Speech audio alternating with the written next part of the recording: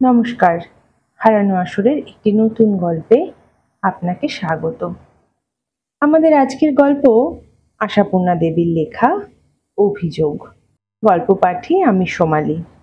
চলুন গল্প শুনি।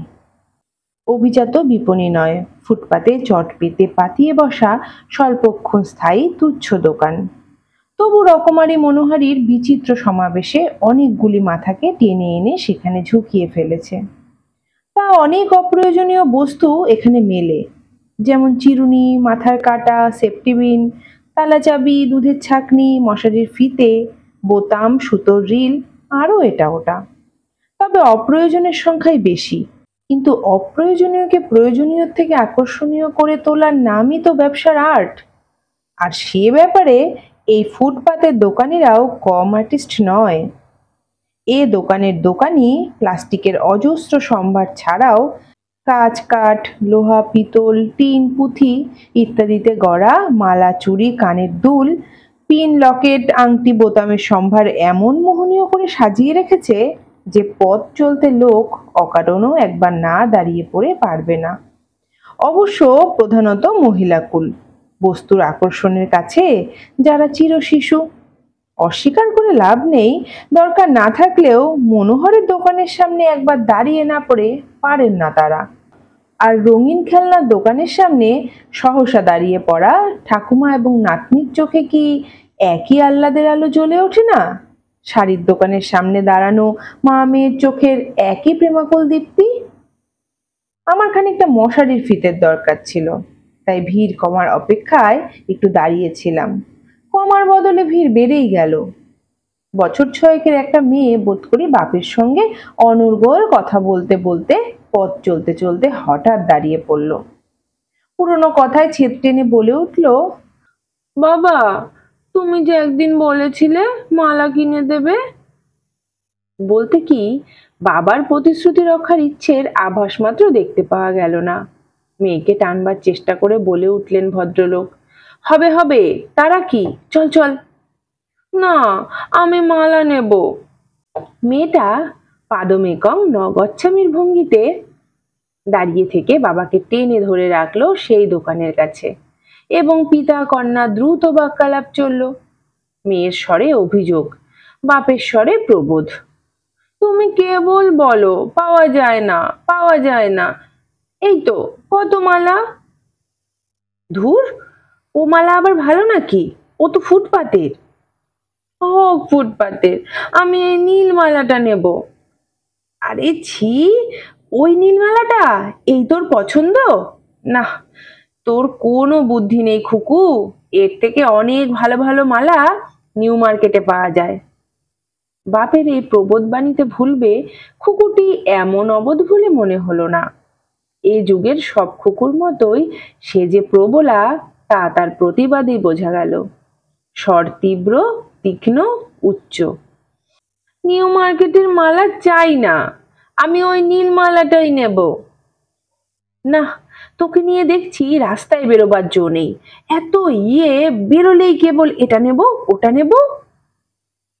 বলি তো শুধু, তুমি দাও নাকি? খালি তো বলো হবে হবে, আমি ওই নীল মালাটা চাই। অগত্যাই ভদ্রলোকের মাথা ঝোঁকাতে হয়। কি হে, কত দাম এটার? হ্যাঁ, কি বললে? 3 টাকা 4 আনা? পাগল নাকি? এই যে গলা কাটা দর, আছে কি এতে? গোটা কত কাচের গুলি, এই তো। ঠিক কত হবে বলো? দোকানি আরো অনেকগুলো খদ্দেরের ম্যাও সামলাচ্ছিল। মালাটা ঈষৎ সরিয়ে দিয়ে সংক্ষেপে বলল, ওই ঠিক স্যার। তারপর অন্যত্র দৃষ্টি নিবদ্ধ করলো। ফুটপাতের দোকান বলে যে মালিক কিছু কম অহংকারী তা নয়। কম হবেই বা কেন, খদ্দেরের সংখ্যাও তো আর কম নয়। মশারির ফিতের জন্য আর অপেক্ষা করা উচিত কিনা ভাবছি, আবার ক্ষুদে মহিলাটির কণ্ঠ তীক্ষ্ণ বাঁশির মতো বেজে উঠল। বাবা, দোকানি যা বলছে দিয়ে দাও না, তোমার তো কত টাকা আছে, এই মালাটা আমার পছন্দ। বাবা বোধ করি কত টাকার উল্লেখে ঈষৎ বিব্রত হয়ে বলে ওঠেন, টাকার জন্যে কি? ওটা কি এত ভালো? এইটাই তো বেশ, এই যে এই সাদাটা। না, ওটা বিচ্ছিরি, ওটা ছাই পচা, আমি ওই নীল মালাটাই চাই। কি মুশকিল, নীলটা তোর এই লাল জামার সঙ্গে মানাবে? মোটেই না, অথচ সাদাটা দেখ লালের ওপর। আহ, বলছি সাদাটা বিচ্ছিরি, আমি কি রোজই লাল জামা পরবো?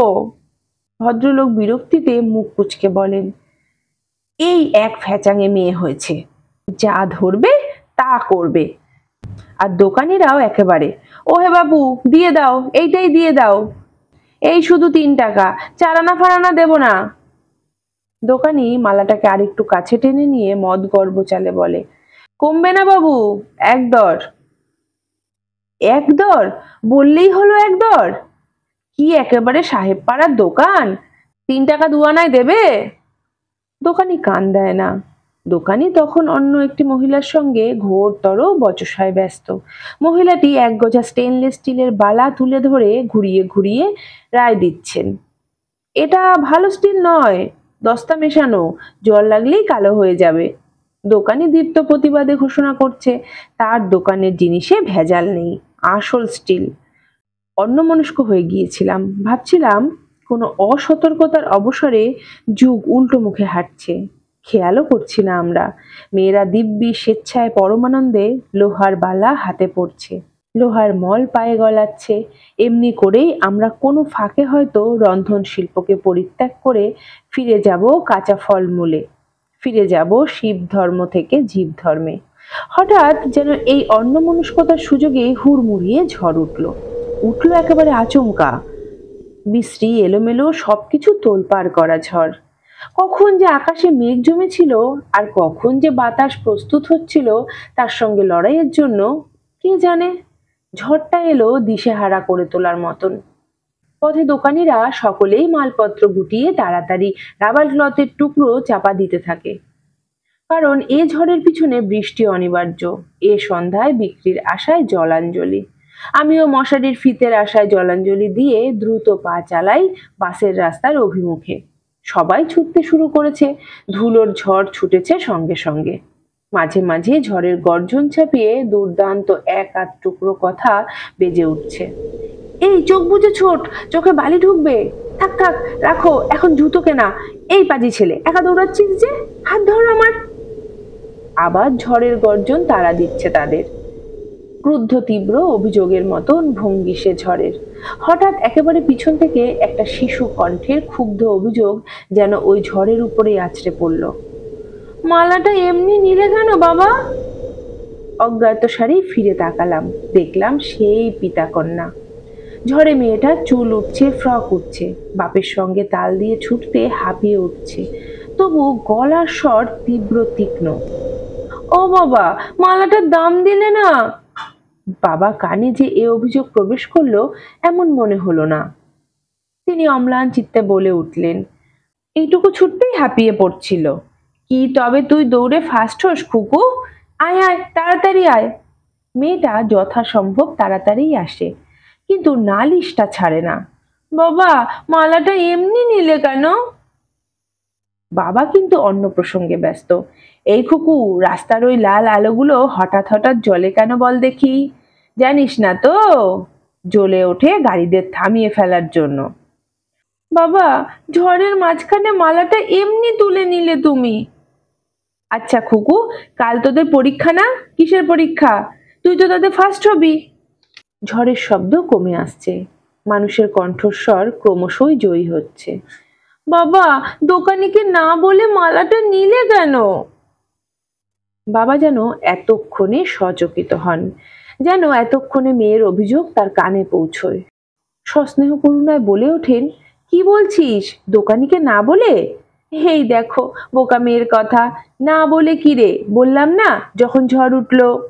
বড় বড় ফোঁটা নিয়ে বৃষ্টি দেখা দিল, বাসের দিকে ছুটতে শুরু করেছি, পিছন পিছন উড়ে আসছে সেই লাল ফ্রক।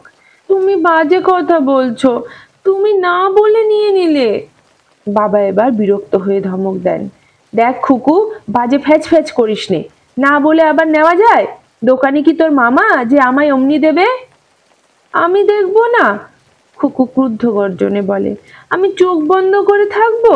তুমি পয়সা না দিয়ে নিয়েছো। বৃষ্টি জোরে এসে গেছে। প্রার্থিত বাসটি যে কখন আসবে কে জানে। বাস স্টপের একটা শেডের নিচে দাঁড়িয়ে পড়তে হলো। পিছন পিছন লাল ফ্রকও এসেছে বাবার সঙ্গে, ভঙ্গি অধিকতর বিদ্রোহাত্মক। আমি দাঁড়াচ্ছি, তুমি ছুটে গিয়ে পয়সা দিয়ে এসো। এখন আর পথে ছুটতে ছুটতে কথা নয় যে বাতাসে ভেসে যাবে। এখন কথাগুলো দাঁড়িয়ে পড়া কৌতূহলী মানুষের দৃষ্টির সামনে। ধৈর্যের বাঁধ আর কতক্ষণ থাকে? তারও তো একটা সীমা আছে। অনেকক্ষণ থেকেই ধৈর্যের পরীক্ষা দিচ্ছিলেন ভদ্রলোক। এবার ফেস করে বসলেন। সহসাই মেয়েটার গালে ঠাস করে একটা চড় বসিয়ে দিয়ে চাপা গলায় গর্জন করে উঠলেন, খালি খালি এক কথা বলছি দিয়েছি, তুই দেখতে পাসনি, তা হচ্ছে না। চটটা বোধ করি একেবারেই অপ্রত্যাশিত, তাই মেয়েটা হঠাৎ যেন কাঠ হয়ে গেল। শুধু ক্রন্দন সংবরণের চেষ্টাটুকু ধরা পড়তে লাগলো পাতলা ঠোঁট দুটোর কম্পনের মধ্যে। অতটুকু মেয়ের এই সংযমের ভঙ্গিটা আশ্চর্য। না দেখতে পাওয়ার ভান করতে হয়, নচেত ভদ্রলোক অপদস্থ হন। তবু মেয়েটা তীব্র আকর্ষণে সমস্ত চেতনাকে টেনে রেখেছে ওর দিকে। দাঁড়িয়ে থাকা ভদ্রলোকদের মধ্যে দু একজন অস্ফুটে বলে উঠলেন, আহা বাচ্চা। অতএব মেয়ের বাপ ভদ্রলোককে অপ্রতিভ হতেই হয়। বকুনির পথ ছেড়ে তোয়াজের পথ ধরেন অতএব। এই দেখ, এতটুকুতেই অমনি মেয়ের কান্না এসে গেল। এই না বলিস বীর হবি, যুদ্ধে যাবি, খালি খালি বাজে কথা বলছিস। আমার বুঝি রাগ হয় না? বলছি ঝড়ের সময় তাড়াতাড়ি পয়সা দিয়েছি, দেখতে পাসনি তুই। আর তুই কেবল, তা যাই বলিস, পছন্দ আছে তোর, নীলটাই ভালো। আমি তো বোকার মতো সাদাটা নিতে বলছিলাম। তা নীল রং লাল জামার উপরেও মানায়, এই তো দেখ না। নিজের মতবাদী খণ্ডন করেন ভদ্রলোক মেয়ের মন রাখতে, এবং বোধ করি চাকচিক্যে শুধু মেয়ের মনকে জালে আবদ্ধ করে ফেলতেই পকেট থেকে মালাটা বার করে মেয়ের গলায় পরিয়ে দেন। কিন্তু পর মুহূর্তেই একটা বিপর্যয় ঘটে গেল।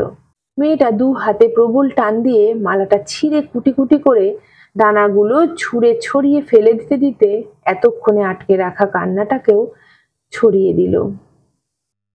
চাই না, চাই না আমি মালা পরতে। আমি তো কিনে দিতে বলেছিলাম, তুমি কেননি, তুমি এমনি নিয়েছো। তুমি মিথ্যে কথা বলছো, তুমি খারাপ হয়েছো। প্রার্থী তো বাসটা এসে পড়েছে। ছুটে গিয়ে উঠে পড়তে হয়। ছেড়ে দেয় গাড়ি। ছুটতে থাকে আকাশ ভাঙা বৃষ্টির মধ্যে, মাইলের পর মাইল। কিন্তু মেয়েটার সেই অভিযোগের আর্তনাদটা শোনা যাচ্ছে কেন? ক্রুদ্ধ, ক্ষুব্ধ অথচ নিরুপায় অভিযোগ। আকাশটাই কি তবে বৃষ্টির মুহূর্তে পৃথিবীর উপর এসে আছড়ে আছড়ে পড়ছে ওই একই অভিযোগ নিয়ে? নমস্কার। আমাদের আজকের নিবেদন কেমন লাগলো আমাদেরকে কমেন্টে জানান। আর যদি আমাদের চ্যানেলটি সাবস্ক্রাইব করে না থাকেন তবে প্লিজ সাবস্ক্রাইব করে পাশে থাকবেন।